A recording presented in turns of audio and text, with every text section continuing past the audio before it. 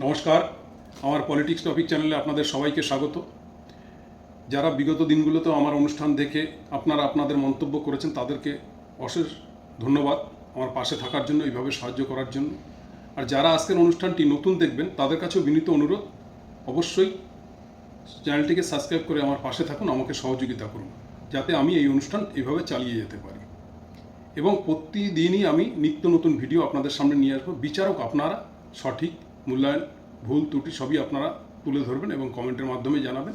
আমার তরফ থেকে যদি কোনো ভুল বার্তা যায় তো বাংলার সকল মানুষের কাছে এবং প্রশাসনের কাছে মাথা নত করে ক্ষমা চেয়ে নিজের ভুল শুধরে নেব। যাই হোক, আজকের যে অনুষ্ঠানটি নিয়ে এসেছি খুবই গুরুত্বপূর্ণ। আমি প্রত্যেককেই বলবো পুরো ভিডিওটি দেখবেন, খুব গুরুত্বপূর্ণ ভিডিও। আজকের অনুষ্ঠানটি হলো বর্তমান রাজ্য সরকারের সুশাসন প্রতিষ্ঠিত এবং আইনের যে শাসন চলছে কতটা প্রতিষ্ঠিত সেটা নিয়েই আপনাদের সামনে আজকের অনুষ্ঠান। বর্তমান রাজ্য সরকারের সুশাসন কতটা প্রতিষ্ঠিত করলো এবং সেটাই আপনারা দেখুন এবং আপনারা বুঝবেন আমি ভুল বলছি কি সঠিক সেটা আপনারা বিচার করবেন। দেখুন, এই সরকার যিনি আজ মুখ্যমন্ত্রী, তিনি একসময় বিরোধী দলনেতা ছিলেন। তিনি অনেক কিছুই আশ্বাস মানুষকে দিয়েছেন, সেইভাবেই মানুষ তাদেরকে গ্রহণ করে ভোট দিয়ে এই পশ্চিমবঙ্গের জনগণই সমাদর করে বিজেপি গভর্নমেন্টকে নিয়ে এসছে। মানুষের আশা প্রত্যাশা অনেক, কিন্তু কিছু কিছু ক্ষেত্রে দেখতে পাচ্ছি যে প্রশাসন খুবই কড়া এবং প্রশাসন সেইভাবে উঠে পড়ে তৎপর হয়েছে, কিন্তু যেগুলো মানুষ দরকার চায় সেইগুলোর ক্ষেত্রে কিন্তু প্রশাসনকে ততটা তৎপর দেখা যাচ্ছে না। যেরকম এই ভোট শেষ হয়ে যাওয়ার পরে সরকার গঠন হওয়ার পর থেকে উত্তরবঙ্গ থেকে দক্ষিণবঙ্গ টোটাল পশ্চিমবঙ্গের মধ্যে 10-12খানা ধর্ষণ হয়ে গেল, তা নিয়ে কিন্তু কোনো তোলপাড় নেই। অভয়ার মা তো বলেই দিয়েছেন যে আমি কি করব, বাচ্চা যদি না কাঁদে মা দুধ অবধি পান করান না, কারণ বুঝতে হবে, তবেই বুঝবেন মা যে বাচ্চার খিদে লেগেছে। তার মানে উনি বলতে চেয়েছেন যেখানেই যে হোক আমাকে জানানো হোক, আমাকে বলা হোক, তারপরে আমি দেখব। যাই হোক, সেখানে নাবালিকা ধর্ষণ থেকে শুরু করে গণধর্ষণ সব কিছুই হয়েছে, কিন্তু সেরকম কোনো না মানুষের সাড়া দেখলাম, না সেরকম কিছু আন্দোলন দেখলাম। এমনকি হোমে ধর্ষণ হয়েছে, সেখানে তার ফ্যামিলির লোককেই পুলিশ অ্যারেস্ট করে নিয়ে যাচ্ছে যারা আন্দোলনে নেমেছে, এরকমও ঘটনা ঘটেছে। আপনারা সোশ্যাল মিডিয়ার মাধ্যমে সব কিছুই দেখেছেন। এবং সব থেকে মানে তাজ্জব ব্যাপার হলো যে আরজিকর কাণ্ড নিয়ে এই সরকার, বিগত সরকার চলে গেল বলতে গেলে, বিপক্ষে ভোট দিয়েছে মানুষ, এই বিজেপিকে সমাদর করে নিয়ে এসছে অভয়ার বিচার পাওয়ার জন্য। সেই আরজিকরেই বিএসএফ জওয়ান একজন রোগীর আত্মীয়াকে ধর্ষণ করেন, মানে দ্বিতীয়বার সেখানে আবার সেই আরজিকরে এরকম একটা কাণ্ড ঘটে। তখন দেখলাম না যে প্রশাসনকে সেরকম ব্যবস্থা, ওই অ্যারেস্ট মাত্র, তার নিয়ে আর কোনো রকম আওয়াজ নেই, মোমবাতি নেই, রাত দখল নেই, দিন দখল নেই, এইভাবে চলছে। মানুষ আতঙ্কিত, সরকারের বিরুদ্ধে যে মুখ খুলবে মানুষের সেই সাহস আর নেই। পশ্চিমবঙ্গের মানুষের সেই সাহস হারিয়ে ফেলেছে। এটাও এক ধরনের শাসন। যাক, আজ আর একটি ঘটনা দেখলাম, মগরাহাটে ওপেন রাস্তার উপরে একজনকে কুপিয়ে খুন করা হলো। এত সাহস, যেখানে এত প্রশাসন করা, যেখানে মুখ্যমন্ত্রী এত করা, সেই রাজ্যে এরকম ঘটনা ঘটছে। এবার আপনি বলবেন এর জন্য কি মুখ্যমন্ত্রী দায়ী? আমরাও জানতাম যে সব কিছু মুখ্যমন্ত্রী গিয়ে আরজি করে দুর্ঘটনা ঘটায়নি এবং মুখ্যমন্ত্রী নিজে কিছু চুরি করেননি, তাহলে কেন সরকার ফেলে দেওয়া হয়েছিল? কারণ বিগত দিনে দেখেছি যা কিছুই পশ্চিমবাংলায় ঘটেছে, যদি কাউকে মশায়ও কামড়িয়েছে সেটাও মুখ্যমন্ত্রীর দায়ী, তৃণমূল গভর্নমেন্টের দায়ী। এই বিরোধী দলনেতার মুখেই আমরা শুনেছি। তাহলে এখন কাকে আমরা দায়ী করবো? এই সরকারকেই নিশ্চয়ই দায়ী করবো। তাই এই সরকারের সমালোচনা করছি, সেটাও যদি হয়তো অপরাধ হতে পারে, এটা আপনারা বিচার করবেন। আরজি করেও এরকম কাণ্ড ঘটে গেল, আজ মগরাহাটে এরকম কাণ্ড ঘটে গেল। বিরোধী দলনেতা যখন বিরোধী দলনেতা ছিলেন, আজকে তিনি মাননীয় মুখ্যমন্ত্রী, আমারও মুখ্যমন্ত্রী, আপনারও মুখ্যমন্ত্রী, সর্বজাতির মুখ্যমন্ত্রী। তিনি বলেছিলেন স্মার্ট মিটার যদি আপনার বাড়িতে লাগাতে যায় চুলের মুঠি ধরে বের করে দেবেন ঘাড় ধাক্কা দিয়ে, কিন্তু আজকের উনি বলছেন স্মার্ট মিটার লাগাতে হবে। এটাও এক ধরনের শাসন। টোটোর তখন রেজিস্টার করছিলেন মমতা বন্দ্যোপাধ্যায় 12,1200 টাকা নিয়ে রেজিস্টার করে দিচ্ছিলেন বলে তৎকালীন বিরোধী দলনেতা বলেছিলেন মমতা সরকার, ভিকি সরকার, কেউ যাবেন না, কেউ রেজিস্ট্রেট করবেন না, আমাদের সরকার নিয়ে আসুন, কিচ্ছু করতে হবে না, আমরা আপনাদের সাথে আছি। কিন্তু আজ আমরা কি দেখতে পাচ্ছি? এলাকায় এলাকায় টোটো চালকরা অবরোধ করছে, তারা গণবিক্ষোভ করছে কি না আমাদের রোডে উঠতে দেবে না, পাড়ার ভিতরেই গাড়ি চালাতে হবে। তো পাড়ার ভিতরে প্যাসেঞ্জার কোথায় পাবে, তাদের সংসার কোথায় চলবে? রোডে যদি না ওঠে, স্কুলের বাচ্চাকে স্কুলে পৌঁছতে হয়, রোডে উঠেই তাকে নিয়ে যেতে হবে, সেখানে পুলিশ ধরপাকড় করছে। উল্টো আমরা 4,000-5,000 টাকা দিয়ে এখন রেজিস্টার করতে হবে, এই নিয়ে তারা আন্দোলনে নেমে গেছে। এও এক ধরনের সুশাসন। হকার উচ্ছেদ, উনি বিরোধী দলনেতা থাকাকালীন বলেছিলেন যদি কোথাও হকার উচ্ছেদ করতে গিয়ে বুলডোজার চালায় তো আমাকে খবর দেবেন, আমি আমার কর্মীদের দলবল নিয়ে গিয়ে বুলডোজারের সামনে দাঁড়াবো। আজকের আমরা কি দেখলাম? হকার উচ্ছেদ আমরা পশ্চিমবঙ্গবাসী কি দেখলাম, কীরকম হকার উচ্ছেদ হয়েছে না হয়েছে সেটা আপনারা দেখেছেন।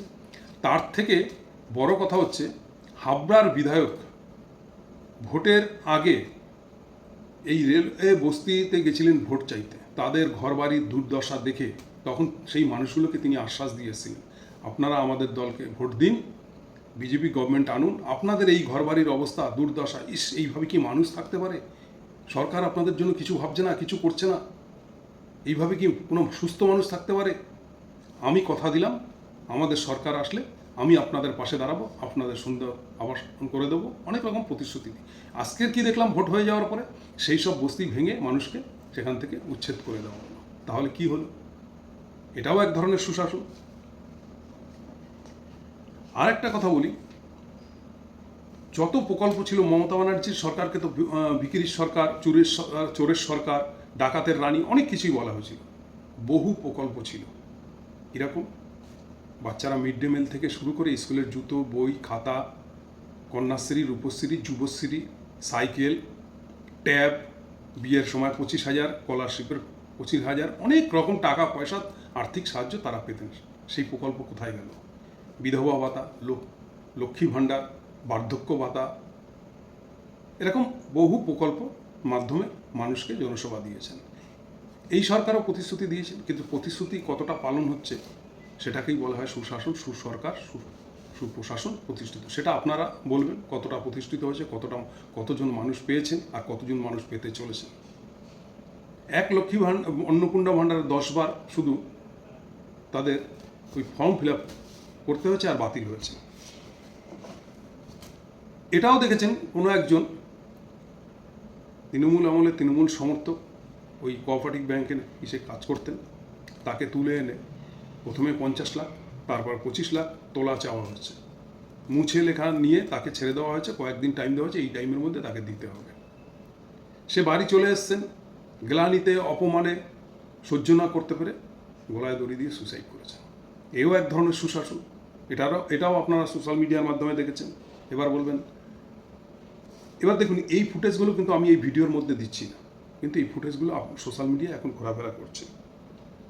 দ্বিতীয়ত কথা, আজকের যারা তৃণমূল করে নেতাদের তো কোমরে দড়ি লাগিয়ে ঘোরানো হচ্ছে, কান ধরে উঠবস করানো হচ্ছে, খালি পায়ে ঘোরানো হচ্ছে, অনেক কিছুই করা হচ্ছে। কোনো আইনে কিন্তু এই জিনিস নেই।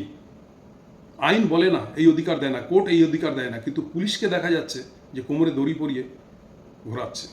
কিন্তু তৃণমূল করাই যদি অপরাধ হয় আর চোর আখ্যা দিয়েই যদি এত কিছু হয়, তাহলে এই তৃণমূল সরকারটা যারা 12 বছর এবং দলটাকে ভোগ করেছে না হলো 15 বছর, তারপরে 12 বছর গভর্নমেন্টে থেকে অনেক মন্ত্রী পদ, কাউন্সিলর পদ, এমএলএ পদ, পদের পরে পদ সামলিয়েছেন এবং তাদেরও আয়ের উৎস, ইনকাম এতটাই যে কোনো মানুষকে যদি তার অর্থ গুনতে দেওয়া হয় তাহলে 3 মাসে গুনে শেষ করতে পারবেন না।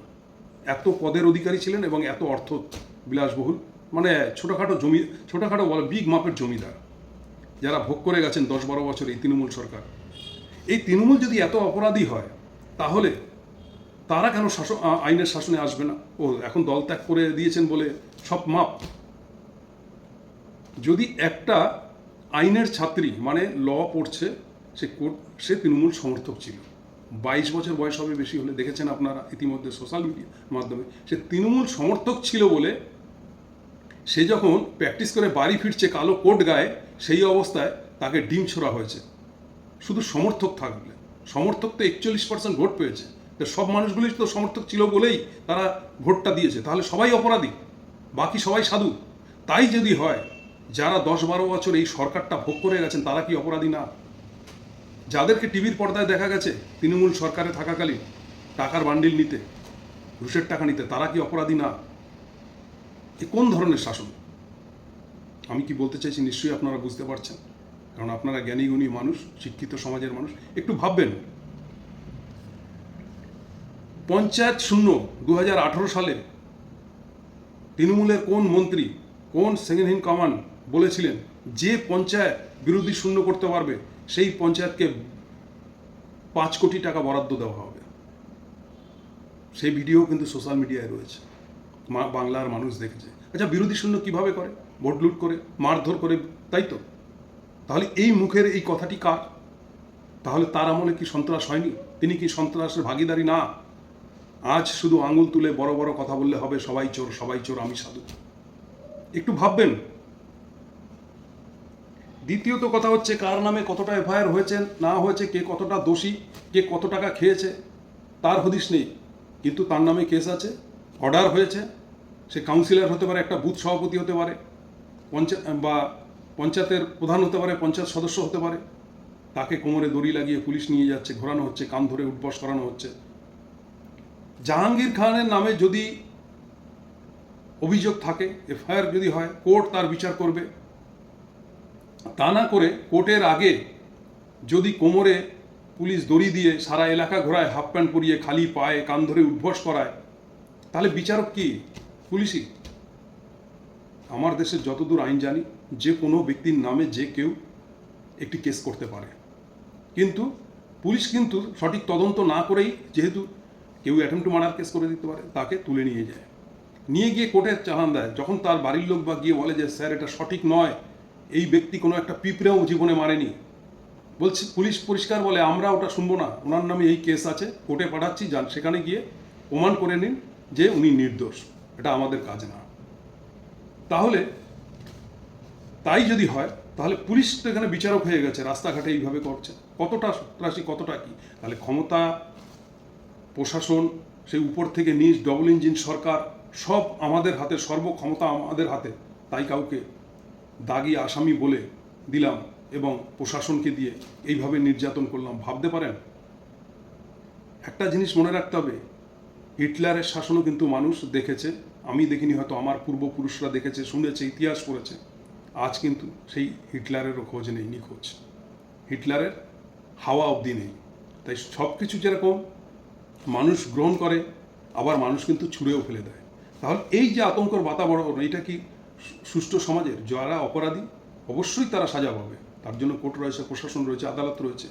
এমনকি উত্তরবঙ্গে দেখলাম, দিনহাটার যিনি বিধায়ক ছিলেন উদয়ন গুহ, তাকে পুলিশ অ্যারেস্ট করে নিয়ে গেছে, কোনো উকিল যাতে তার পক্ষে না দাঁড়ায়, সেই উকিলদের থ্রেট দেওয়া হচ্ছে বলে। সেই উকিলরা আবার ভিডিও বার্তার মধ্যে বলছেন যেটা কোন আইন যে আমাদেরকে ঠেট দিতে পারে, যত বড়ই অপরাধী হোক, আসামি হোক, তার বিরুদ্ধে আমরা কেস নিতে পারি, এটা আমাদের অধিকার, এবং যদি আমরা না নিয়ে থাকি সেটা বড় অপরাধ। অথচ আমার দেশে কোটি কোটি টাকা মেরে বিদেশ চলে গেছেন, এবং রাম মন্দির থেকে কোটি কোটি টাকার গয়না চুরি, দান সামগ্রী, অর্থ চুরি, কত কিছু তো হচ্ছে দেশে, কোটি কোটি টাকার ঘোটালা হচ্ছে, হাজার হাজার কোটি টাকার। সেখানে কোথায় সুশাসন? মানুষ তো এটা দেখছে। বাংলায় শুধু একটা সরকার পরিবর্তন হলো আর এরকম সুশাসন করলাম, এগুলোকে তো বলা হয় হিটলারি শাসন। তার একটা নমুনা দিই, আজকে আমার চোখে দেখা। আমারই এলাকাতে একটি তৃণমূলের বুথ সভাপতি ছিল, যথেষ্ট স্বনামধন্য ভদ্র ব্যক্তি, এবং মানুষের জন্য তিনি সবসময় ছুটে যেতেন, কাজ করেছেন। তাহলে সেই লোকটা তো তৃণমূল করেছেন, কোনো অপরাধের সাথে যুক্ত নেই, কাউকে কোনোদিন একটা চর মারেননি, কারো 2 টাকা খাননি, সবার বিপদে ঝাঁপিয়ে পড়েছেন। ঠিক সেই সময় তারই পাড়ার একটি ছেলে ছিল, খুব গরিব অবস্থা, তার খারাপ। সেই অবস্থায় তিনি কারো ট্যাক্স করে দেবো, তার কারো রেশন কার্ড করে দেবো, সেও তৃণমূল করতো সেই ছেলেটি। কারো রেশন কার্ড করে দেবো, কারো অমুক করে দেবো, কারো ট্যাক্স করে দেবো, কারো খাজনা কেটে দেবো বলে হাজার হাজার টাকা মানুষের কাছ থেকে নিয়ে কারো কোনো কাজ করে দেয়নি, এবং এই বদনামের জন্য তাকে দল থেকে বলেছে, ভাই তোমাকে দল করতে হবে না, বসে যাও। ছেলেটির বাড়ির অবস্থা ভাঙাচোরা অবস্থায়, মানে খুবই খারাপ অবস্থা। সেই ছেলেটি 3-3টে বিয়ে করে বউকে তাড়িয়ে দেয়। পরে একটি গরিবের মেয়েকে আবার বিয়ে করে সংসার করছিল কোনো মতে। বউটি লোকের বাড়িতে কাজকর্ম করে সংসার চালাতো। সেই অবস্থায় ছেলেটি অটো চালাতো, তার স্বামী যার কথা বলছি সে অটো চালাতো, এবং সে তখন থেকে আজ থেকে 5 বছর আগের থেকেই বিজেপি করছেন, কারণ যেহেতু এই দল থেকে তাড়িয়ে দিয়েছেন। এই বিজেপি করা অবস্থাতে তার বউয়ের উপর নির্যাতন করতো, প্রচণ্ড নির্যাতন করতো, মারধর রেগুলারই, খেতে পড়তে তো দিতই না, চেয়ে চিনতে খেত, এবং সে পরের বাড়ির বাসন মেজে তার নিজের জীবন চালাতো। তার একটি কন্যা সন্তানও ছিল, তখন প্রায় বয়স 5-7 বছর সেই কন্যা সন্তানটির। সেই মতো অবস্থায় যখন প্রতিদিন অত্যাচারিত হতো, ওই যে বুথ সভাপতি তার কাছে আসতেন তার ভয়, দাদা গো বাঁচাও। তখন সে বুথ সভাপতি বলতো, দেখো এইসব নোংরা ব্যাপার, কেন এরকম করছে? না, আমার পাশের বাড়ির এক মহিলার সাথে আমার স্বামীর প্রেম, তুমি জিজ্ঞাসা করে দেখো। পাড়ায় তখন অলি গলিতে ছড়িয়ে গেছে যে হ্যাঁ সত্যি ওই ছেলেটির একটি অবৈধ সম্পর্কের জন্য, মানে ভাবুন 3-4টে বিয়ে করার পরে আবারও তার অবৈধ সম্পর্ক, তার জেরে যে মহিলার সাথে তার সম্পর্ক তারও সংসার আছে, তার কারণে এই তার নিজের ওয়াইফের উপরে অত্যাচার করে, এবং রক্তাক্ত অবস্থায় ওই ভদ্রলোকের ওই বুথ সভাপতির কাছে এসে আকুতি মিনতি করতো, দাদা বাঁচাও। তখন তাকে বলা হতো তুমি থানায় যাও, বলছে থানায় গেলে আমি আরও বাড়িতে থাকতে পারবো না, আরও নির্যাতন করবে আমার উপরে, তোমরা পাড়ার লোক তোমরাই একটু দেখো। তখন 2-3 জন লোককে নিয়ে তার বাড়িতে যায় এবং ছেলেটিকে ডেকে একটা চর মারে, মেয়েরে বলে যে ভাই তোর ঘর বাড়ি ভেঙে কোনদিন ঝড়ে চাপা পড়বি। এই হলো অবস্থা, ঘরের বউয়ের পরনে কাপড় নেই, সন্তানের খাবার নেই, রুজি রোজগার ঠিক মতন নেই, তুই 3-4টে বিয়ে করেছিস, তারপরে তোর অবৈধ সম্পর্কের জন্য এই ভালো একটি বউ পেয়েছিস যে এত সাংসারিক তোকে খেটে খাওয়াচ্ছে, তার উপরে এরকম নির্যাতন, এ কি মানা যায়? করিস না ভাই, নিজের জীবনটাকে শুধরে নে, ভালো কর, তুই আমার ভাইয়ের মতন, এইভাবে হাত জোর করে বুঝিয়ে আসে। এটা বিগত দিনের ঘটনা। এখন যখন 5 বছর পরে সেই বিজেপি সরকার আসে, সেই ছেলেটি হচ্ছে বুথ এজেন্ট বিজেপির, এবং সরকার পাল্টে গেলে তার থেকে 10 বছরের সিনিয়র, ওই ছেলেটির থেকে 10 বছরের সিনিয়র বুথ সভাপতি, তাকে সে কলার ধরে বলে, কী হলো, সেদিন তো বড় বড় কথা বলেছিলে, আমাকে ধাক্কা মেরেছিলে, আমার বাড়িতে গিয়ে জ্ঞান দিয়েছিলে, বড় বড় কথা বলো, আজকে একটু ডিম থেরাপি দেবো নাকি, কান ধরে উঠবস করাবো নাকি, জুতোর মালা পরাবো নাকি? যখন বলছে, সেই যে মহিলার জন্য তিনি শাসন করেছিলেন, বুঝিয়েছিলেন, ভাই ভাই করেছিলেন, সেই মহিলাও কিন্তু দাঁড়িয়ে আছে, মহিলার কোনো মুখে শব্দ নেই, বলছে না যে দাদা তো আমার জন্য করেছিলেন, বা কোনো পাড়া প্রতিবেশী বেরিয়ে বলছে না, এ ভাই তুই কি বলছিস, তুই তো নিজে একটা চিটিংবাজ, তুই সবার থেকে তোলা তুলে বেড়াতি, করতি তো বিজেপিতে, কী হয়েছে, 3-4টে বিয়ে করেছিস, অবৈধ সম্পর্ক রাখতে, একটা কথা বলেনি, উল্টো সবাই অবাক দৃষ্টিতে তাকিয়ে রয়েছে। তার মধ্যে 2-1 জন বলছে এই ছেড়ে দে, এ লোক খারাপ না, এইটুকু বলেছে কেউ, কিন্তু তার ফ্যামিলির লোক বলেনি। ভাবতে পারেন, এই হচ্ছে সুশাসন। কিন্তু আমার বক্তব্য হচ্ছে, এই যে পাড়ার মানুষ, এলাকার মানুষ যারা ওই ভদ্রলোকের থেকে উপকৃত হয়েছেন, তারা অবধি মুখ খুলে বলতে পারেননি যে তুই এটা কেন করছিস।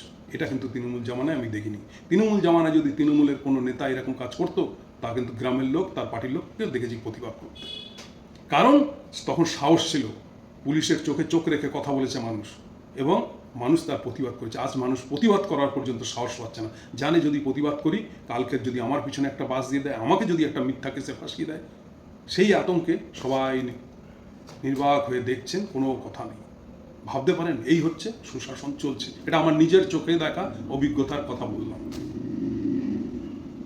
এইবারে সেই ভদ্রলোক কি বলেছে, যে ভাই আমি তোকে সেদিনকার শাসন করেছিলাম ঠিকই, কিন্তু আমি একজন তোর সামনের যোগ্য ব্যক্তি, তোর মতন সমাজের নোংরা কীট না, উনি সৎ সাহস নিয়ে বলেছেন। হ্যাঁ, তোকে ধাক্কা মেরেছিলাম কিসের জন্য? তোর থেকে 10 টাকা নেওয়ার জন্য নয়, তোর জীবনটাকে বদলানোর জন্য, ভালোর জন্য। আমি করতে পারি তৃণমূল, কিন্তু আমার গায়ে কোনো দাগ নেই, কিন্তু তোর গায়ে বহু দাগ আছে। ভাবতে পারে, এই হচ্ছে, এটাও কিন্তু আমার দেখা। আর তার সাথে সাথে আমি এও বলতে চাই যে তৃণমূলের সবাই সাধু ছিল না, তৃণমূল আমলে এটা হয়নি, ওটা হয়নি, চুরি হয়নি, বা শিক্ষা দুর্নীতি হয়নি, আমি কিন্তু বলবো না। সেরকম যেরকম হয়েছে, তার থেকে পাহাড় সমান বিজেপি শাসিত রাজ্যতেও হয়েছে। সেখানে কিছুই হচ্ছে না কেন? ডবল ইঞ্জিন সরকার। ইতিমধ্যে আপনারা দেখেছেন বিহারে এনকাউন্টার হয়েছে, এনকাউন্টার করেছে কাকে, তাই সেটাও দেখেছেন। আমি আর সেই ঘটনা নিয়ে, এই এনকাউন্টার হওয়ার পরে প্রশাসনিক অবস্থাটা কি দেখুন, পাড়া অলিগলি রাস্তার পিছনে, পুলিশের পিছনে এখন বন্দুক নিয়ে ছুটছে, পুলিশকে রাস্তায় ফেলে পেটাচ্ছে। সেটাও তো বিজেপি শাসিত রাজ্য। তাই সামাজিক দৃষ্টিকোণ থেকে বাংলার মানুষ ভাবুক, এবং হাত জোর করে নিবেদন আমার বর্তমান মুখ্যমন্ত্রীর কাছে, সরকার অনেক সময় আবেগে অনেক কিছু দেখতে পান না, জোয়ারে ভেসে যান, পিছনে অনেক কিছু ঘটে যায় যা সরকারের কান অবধি পৌঁছায় না এবং সরকার বুঝতেও পারে না। সরকার ভাবে যেটা হচ্ছে সবই ঠিক হচ্ছে, আমি তো সুশাসন চালিয়ে যাচ্ছি। সুশাসনের পিছনে অনেক কুশাসন হয়ে দাঁড়িয়ে যায়। তাই সরকারের কাছে, বর্তমান মুখ্যমন্ত্রীর কাছে, বাংলার মানুষের কাছে হাত জোর করে নিবেদন করি, একটু সমাজ ব্যবস্থার পরিবর্তন আসুক এবং এগুলোর প্রতি দৃষ্টিপাত করুক। এটা আমার বক্তব্য না।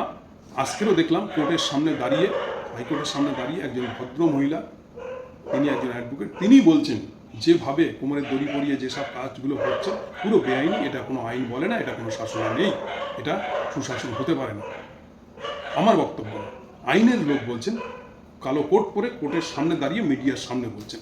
তাই আমিও এই অনুষ্ঠানটি করলাম। জানি না যদি কোথাও ভুল ত্রুটি হয়ে থাকে, আপনারা ক্ষমার চোখে দেখবেন, আপনারা জানাবেন, নিজেকে শুধরে নেব। কিন্তু আজকের যে কথাগুলো বললাম, অন্তরের অন্তরস্থল থেকে চোখে দেখা দৃশ্যগুলোই শুধু আপনাদের সামনে তুলে ধরলাম। ভালো মন্দ বিচারক আপনারা, এবং কেমন লাগলো অনুষ্ঠানটি সেটাও বলবেন, খারাপ হলেও বলবেন।